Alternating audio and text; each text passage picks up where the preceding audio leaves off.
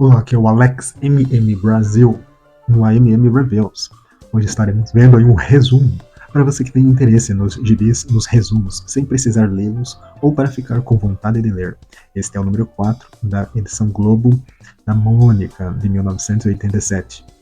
Aqui vemos então, vamos começar com uma propaganda aí para quem tem nostalgia deste brinquedo de pelúcia, né, que é uma mochila, algo do tipo. Se você já teve, deixe nos comentários. Então, na primeira história, não começa com o título e já começa aí com o estereótipo do chinês, né, todo estereotipado, pegando um cara. E daí a Mônica foi salvar com uma coelhada. E daí veio mais um estereotipado, um russo, onde o cara dizia que ele era um agente russo. E depois vieram mais estrangeiros, né, que podem ver mais estereótipos como o cubano e o estadunidense.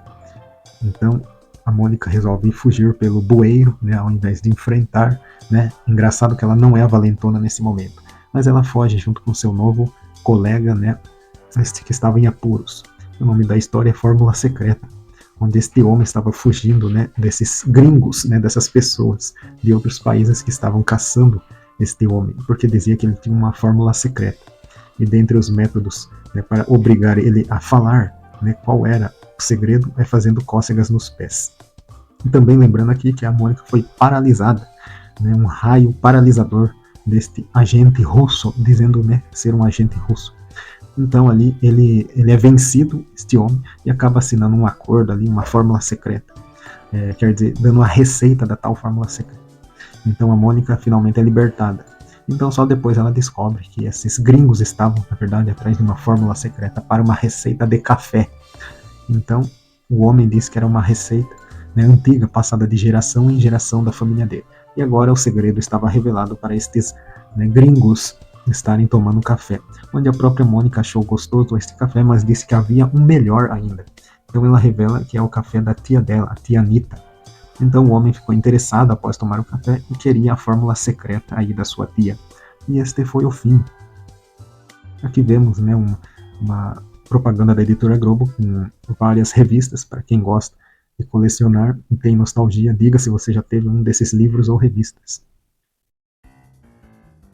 O próximo é a história do Piteco em um careca, onde ele vai ali no cabeleireiro Bolota, né, cortar o seu cabelo, mudar o seu visual. Então ele finalmente fica careca, né, um novo visual, onde ele sai aí para passear. E até mesmo uma das mulheres, né, se assusta com ele, né, erroneamente, né, fora da casinha, mas ela acaba se assustando com o Piteco e manda até um policial pegar ele. Engraçado que aqui eles tentam imitar, né, na Idade das Pedras, tentam simular o sistema atual, né, do capitalismo, da sociedade atual, né, onde existe até mesmo policiais e existem moedas. Se você não percebeu, a moeda de pagamento são 5 ostras, né, são as ostras, veja só no saquinho aqui, ostras. Então isso que eu acho incrível, quer dizer, incrível no sentido negativo, pois deveria ser algo criativo e não algo repetitivo, né? E aqui ele é até mesmo confundido com um dinossauro aí também por um outro cara mandão. E todos começam a ter problemas com a aparência dele. Então ele teve que passar alguns meses, né, distante, até que o seu cabelo cresceu de novo. Mas quando ele voltou, né, na civilização, entre aspas, todos estavam com uma nova moda, a moda do careta, quer dizer, do careca, onde o próprio outro careca disse que ele era careta agora, pois ele estava fora de moda. Então foi uma história irônica para mostrar que ele, né, ele está distante do modismo. E este foi o fim da Ação dos Sonhos, onde a Mônica foi contar para Magali que ela estava tendo pesadelos à noite. Então o Cebolinha quis ajudar, dizendo qual seria o significado do sonho, e disse que ela estava sonhando com ela mesma, ou seja, pois ela estava sonhando, né, tendo pesadelo com monstros, etc. E por isso ele tirou um sarro dela. Mas então, depois dessa brincadeira, ele disse que alguém poderia ajudar, chamando o Cascão, para falar sobre a interpretação de sonhos. Então ali, ela pensando que seria uma brincadeira, mas ele acabou convencendo ela, né, com a sua interpretação, dizendo que ela não poderia bater mais nas pessoas, não poderia mais brigar, pois isso estava causando os pesadelos. Então ali ele acaba revelando, né, de tanto papo na frente delas, que era só um plano para ela não poder bater neles. Então, só que ela ficou muito brava com isso, né, com essa explicação, e acabou batendo no Cascão e no Cebolinha. Então, finalmente, elas foram embora sem satisfação nenhuma, chegando já à noite e na hora do jantar, né, num clima de amizade, onde a Mônica chamou a Magali para jantar. Então, ali juntas na sala, a Magali ali fica surpresa ao saber que a Mônica, né, estava assistindo a sessão arrepio na televisão sobre um monstro da Lagoa Verde ou coisa do tipo. Então, ela interpretou que a Mônica estava tendo pesadelos justamente porque ela estava assistindo filmes de terror, e este é o fim.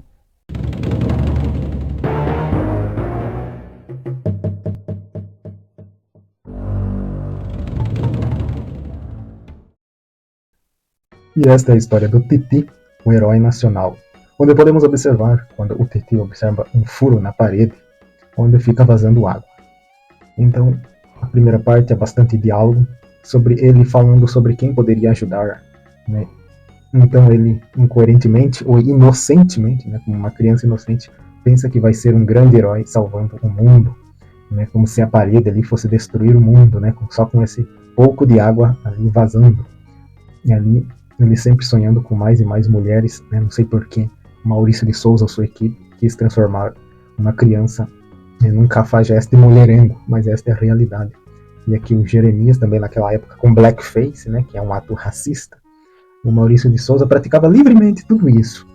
Mas então, aqui resumindo, né, ele está ali com o dedo no buraco, né, para não vazar, né, como se realmente isso fosse funcionar. E várias pessoas vão surgindo ali, enquanto ele, inclusive, apanha até mesmo da Mônica, né, porque ele está simplesmente no caminho de qualquer um que passa por ali. Mas então, ali ele fala que é a casa dele, e que o Titi esse tempo todo pensou que era uma represa, né, e que poderia inundar a cidade, ou seja, um cara totalmente borrinho das ideias. Então o carinha ali, ele disse que era a piscina dele, né, da casa dele. A casa dele não tem nem portão ali. Muito estranha essa historinha, mas ali os peixes, né, ali não parecia então uma piscina, e sim um tanque com peixe, né, onde o menino também é outro retardado da vida, que nem se preocupa com o furo, né, que tem ali neste tanque de peixe. E ali vocês podem ver que o Titi foi herói somente para esses dois peixes. E este foi o fim. E aqui a história do Horácio, né? Mais uma história chata do Horácio, talvez um dos piores personagens que existe, do Maurício de Souza. Ali onde ele está pensando na Lucinda, né? Que é esta dinossauro rosa. Então ele teve notícias que ela estava viajando, e todo o tempo ele ficou pensando nela, né? Ali nadando enquanto ele estava na horta. Então o outro, o dinossauro, o fofoqueiro aí, disse que ela voltou. Então, para alegria, né, uma narrativa muito fraca, ele disse que não era nem mais tímido diante dela, né, porque ela voltou. E este foi o fim. Muito, muito fraco as histórias do Horácio. E aqui uma história da Mônica, como adultos, onde a Magali viu ali a Mônica brincando, né, com seu Sansão. Então eles resolveram brincar, né, como se fossem adultos, né, ali armaram um local como se fosse uma sala de estar, etc. E tal, toda aquela brincadeira de criança. E até mesmo o Cebolinha estava brincando, né, onde ele fazia o papel de um pai, né, que chega estressado, etc. E ela é a dona de casa, tudo aquilo, né, inclusive simulando aí, né, uma esposa que está preocupada com o atraso dele, né, etc. E tal, toda aquela brincadeira de criança. Então o Cebolinha convenceu a Mônica que isso parecia muito chato ser como os adultos, né, de querer imitar os adultos. Então eles foram brincar de amarelinha, que seria algo mais infantil, porém eles se depararam, né, com os verdadeiros adultos ali, jogando amarelinha, inclusive com uma casca de banana. E este foi o fim. E aqui a próxima história é sobre o Bidu, em Como Escapar Dessa, onde ele acha um osso, e engoliu o osso, inclusive, ou comeu. E este cachorro enorme era o dono do osso. Então todo este diálogo aí, né, ele ficou bravo e ainda procurando quem seria o responsável, né, por ter comido o osso. O grandão disse que aquele osso era de borracha, e o Bidu, né, ficou incomodado com isso e disse que ele tinha comido. Mas ali o cachorrão, né, ficou bravo ainda com ele e resolveu, né, se vingar dele. E aqui uma piadinha meio besta, né, onde o Bidu saiu pulando como se fosse de borracha, né? Tá mais para um osso mágico então, né, Maurício de Souza. E este foi o fim. Muitas pessoas falam do Didi, né, ser criança, né, aquele filme de Quer Ser Criança, como uma polêmica, né, isso é um total sensacionalismo, mas quando é o contrário, né, quando é uma criança, por exemplo, como a Mônica, que deseja um homem, né, um príncipe encantado, daí ninguém fala nada, né, um bando de hipócritas. Mas ali ela estava dormindo e quando realmente entra, né, esse príncipe, então essa história tem um teor mágico, né, onde o príncipe encantado, ali, ele estava procurando a princesa, inclusive iria beijar a Mônica, mas ela acordou e ficou zangada com isso. E neste diálogo descobrimos que a Mônica tem uma paquera ou algum tipo de ligação com o Cebolinha, né? Como se o Cebolinha ficasse com ciúmes, que o príncipe ele queria dar o tal do beijo na Mônica. Então isso é muito interessante saber, né?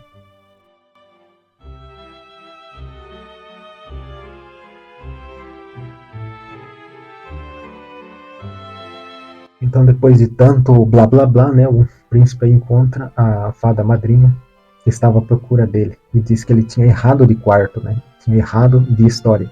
E por isso ele tinha entrado por engano na casa da Mônica. E aqui finalmente ele encontrou a princesa que iria beijá-la.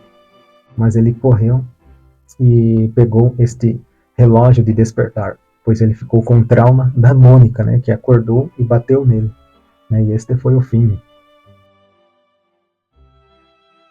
E aqui próximo é do Chico Bento, onde ele está com uma corcunda. Né, então a mulher acha que ele é um coitadinho, o Zelelé acha estranho, e todo mundo que vem acha ele estranho estar todo corcunda. Então, depois de dormir, né, no dia seguinte, talvez, daí ele vai, normalmente não está mais corcunda, e todo mundo fica sabendo, né, que ele não está corcunda. E só no final descobrimos que a corcunda dele é porque ele ficou ali subindo a goiabeira, né, e ficou naquela posição ali de corcunda. Meio idiota, né? Essa história não tem raciocínio nenhum, mas apenas para enrolar aí, né, dizer que ele estava subindo na goiabeira. Então, continuando, essa aqui é a história da Magali em Boá, onde começa com o Cascão olhando a Magali se aproximando. E por isso mesmo ele escondeu o seu sorvete no bolso, o que acabou ali derretendo, como vocês podem ver. E aqui, né, incrivelmente, ele saiu sem roupa nenhuma, olha o absurdo, em frente das meninas, né, que poderiam passar ali e ver ele nu. E aqui a Mônica também esconde os biscoitos jogando para o cachorro. O Jeremias engole o bolo, um pedaço de bolo inteiro, né, com medo da Magali. E todo mundo com medo dela comer as suas comidas. Por isso, eles se surpreenderam quando ela voltou com vários sorvetes e dividiu com todo mundo um sorvete, o que parece ser uma história inédita.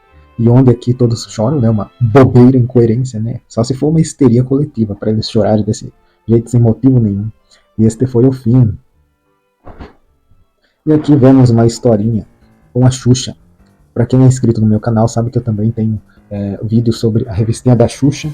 Talvez eu não tenha upado ainda neste canal, que é um re-up do canal antigo, mas aqui está a Xuxa. Vocês podem comparar qual a Xuxa a melhor, a original ou da Maurício Produções. Então aqui ela fica obviamente enciumada porque ele tem, o Zecão, aquela mania de gostar muito da Xuxa em frente à sua suposta namorada aí, a Pipa, e mesmo assim ele não esconde o seu amor pela Xuxa. Então ela simplesmente resolve aí copiar a Xuxa com o mesmo cabelo, mas ele ainda deu risada dela e disse que ela nunca seria igual a Xuxa. Então, totalmente sem noção, né, um namorado desse jeito. Mas ali por acaso, a Xuxa estava por perto com o carro quebrado, né? A velha desculpa de sempre. E isso aconteceu também com Hector Bonilha na turma do Chaves. Então pode ser aqui talvez um plágio, né, para arrumar uma desculpa para alguém famoso conhecer outros personagens. E é isso que acontece aqui, quando ela conversa com a Pipa. A Pipa, na verdade, nem pediu ajuda, ela contou a história para a Xuxa, né, porque elas se parecem e ela resolveu copiar a Xuxa. Mas a Xuxa teve a iniciativa de fingir ser a Pipa. É uma história besta, boba, que homem acreditaria que a Pipa se transformou na bela Xuxa, né? Só se fosse um alienígena. Porque para fazer isso ela teria que fazer uma plástica, fazer uma transformação de corpo. Mas aqui ele engoliu, né, facilmente, disse que essa era a Pipa. Mas só no final, quando a Pipa encontra eles, cai a ficha, né, de que ele estava conversando com a Xuxa esse tempo todo. Né? E também a moral da história, que eu acho meio besta, né, é que ele chorou e queria a Pipa de volta, porque esta Xuxa era exibida demais e dava muito trabalho. Eu acho uma desculpa meio besta, mas foi assim que eles quiseram moldar, né, a mente do leitor. Então este foi o fim. Vamos ver em Mônica o Coelhinho, a Super Menina e o Coelhinho Vingador, onde o Cebolinha provocou ela né, essa é uma história de 1987 que vocês podem ver, provocou ela.